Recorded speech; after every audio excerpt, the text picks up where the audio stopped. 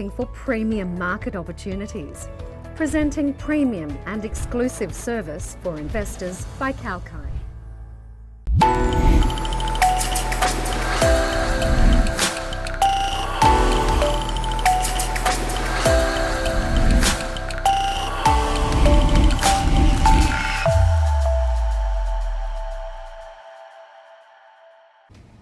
Hello, I'm James Preston and welcome to the ASX at Breakfast exclusive to Kalkai TV, where we provide you with all the information you'll need for a successful day of trading.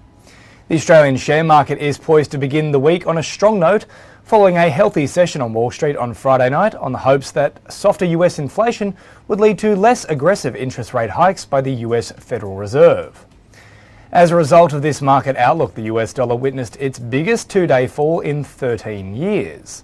The market sentiment was also upbeat after China eased some of its heavy COVID-19 curbs.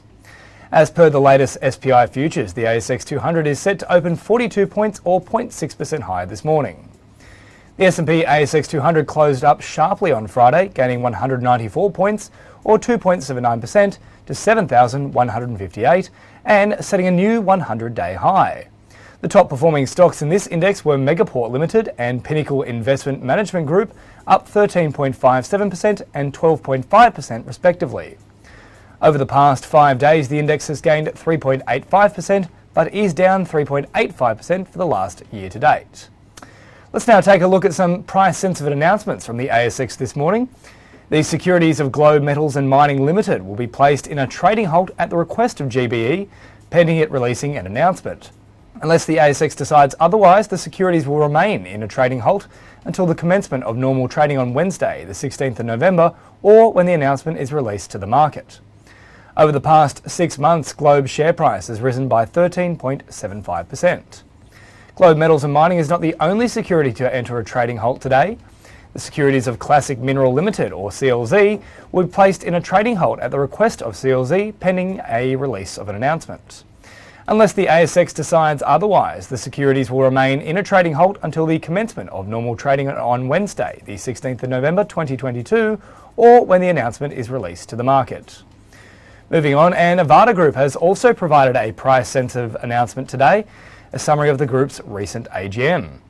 Avada is Australia's largest listed integrated traffic management provider, with established operations throughout Queensland, New South Wales and Victoria, servicing major public and private sector clients. CEO Paul Fitton informed shareholders that financial year 2022 was significantly disrupted through COVID, supply chain issues and inclement weather. As a result, the company did not achieve its financial year 2022 forecast. The pro forma normalised EBITDA of 12.6 million Aussie dollars for the 2022 financial year did, however, exceed pro forma normalised EBITDA of 11.5 million for financial year 21. Fitton's address also covered Avada's acquisition of Construct as it expands its traffic control footprint. However, the company did suffer further margin erosion in 2023 quarter 1, but has begun to see an improvement in demand for quarter 2. Avada Group's share price has dropped 6.84% in 2022, although over the past 6 months it has risen by 18%. And also making business news this morning is Alpha HPA. Alpha is an environmentally conscious miner with a focus on decarbonisation within its mining practices. Alpha has announced the expansion of its strategic partnership with mining company Orica.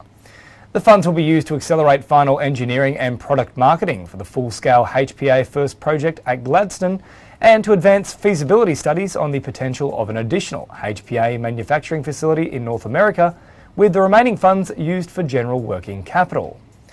Under the subscription agreement, Orica will subscribe for 44,982,980 ordinary shares at 44 cents a share to raise 19.8 million Aussie dollars. Additionally, Alpha has signed a non-binding memorandum of understanding with Orica to mutually investigate the technical and commercial feasibility of establishing a new manufacturing facility in North America to produce high-purity aluminium products. Time now for a quick break on the ASX at breakfast before we take a look at world markets, the Aussie dollar, oil, gold and the world of crypto.